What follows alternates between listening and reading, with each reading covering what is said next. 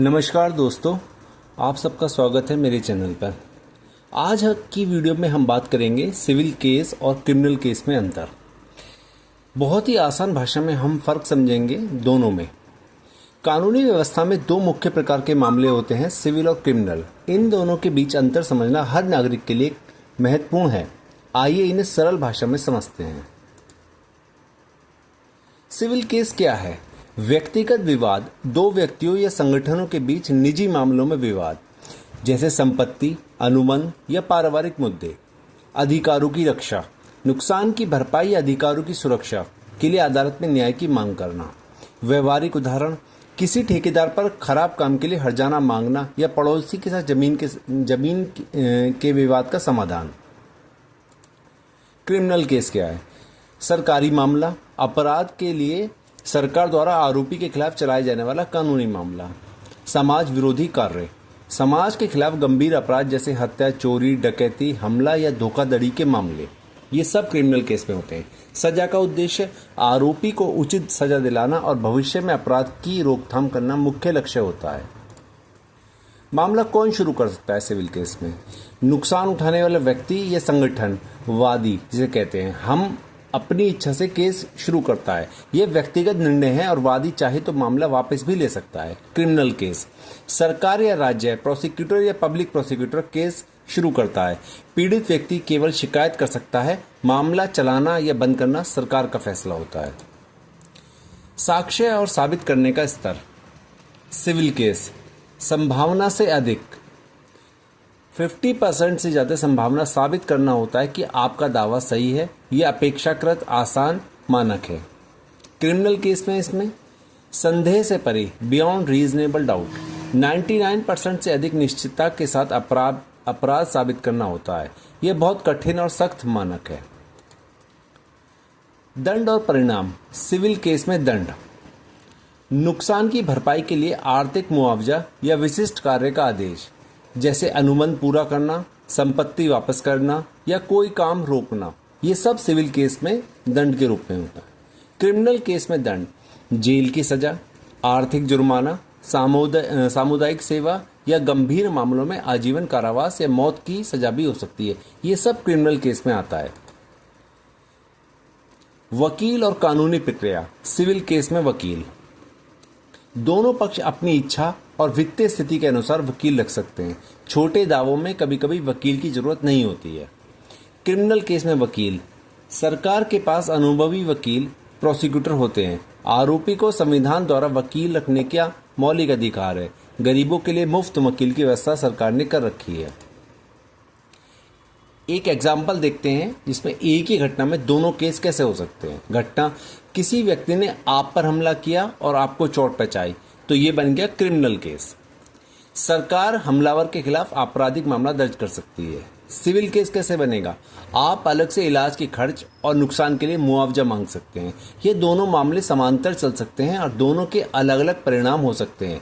तो एक ही घटना में दोनों ही केस आ गए, क्रिमिनल भी और सिविल भी। मुख्य अंतर क्या है इनमें? उद्देश्य, सिविल केस का नुकसान की भरपाई, क्रिमिनल केस में अपराध की सजा। केस शुरू करने वाला व्यक्ति, संगठन जिसे हम वादी कहते हैं सिविल केस में, सरकार, राज्य, प्रोसिक्यूटर क्रिमिनल केस में। साक्ष्य का स्तर संभावना से अधिक, क्रिमिनल केस में होता है संदेह से परे। दंड, मुआवजा, आदेश, क्रिमिनल केस में जेल, जुर्माना, मौत की सजा। निष्कर्ष जो इस चीज से निकलता है इन दोनों के अंतर से, अलग उद्देश्य, सिविल और क्रिमिनल केस दोनों के अपने अपने उद्देश्य, प्रक्रिया और परिणाम हैं। दोनों कानूनी व्यवस्था के महत्वपूर्ण स्तंभ हैं। अधिकारों की रक्षा, सही जानकारी और समझ के साथ अपने कानूनी अधिकारों का सदुपयोग करें। न्याय तक पहुंच हर नागरिक का मौलिक अधिकार है। विशेषज्ञ सलाह, जटिल कानूनी मामलों में हमेशा योग्य वकील से ही सलाह लें। सही मार्गदर्शन आपको गलत निर्णय से बचाता है। और अगर आपको ये वीडियो पसंद आई हो जिसमें मैंने क्रिमिनल और सिविल केस में बहुत ही आसान शब्दों में आपके लिए अंतर बताया है, तो प्लीज़ मेरे चैनल को सब्सक्राइब करें, वीडियो को लाइक करें और शेयर करें। बेल आइकन जरूर दबाएं जिससे कि आपको हर नई वीडियो की नोटिफिकेशन मिलती रहे। मिलते हैं आपसे अगली वीडियो में, तब तक के लिए जय हिंद, जय भारत।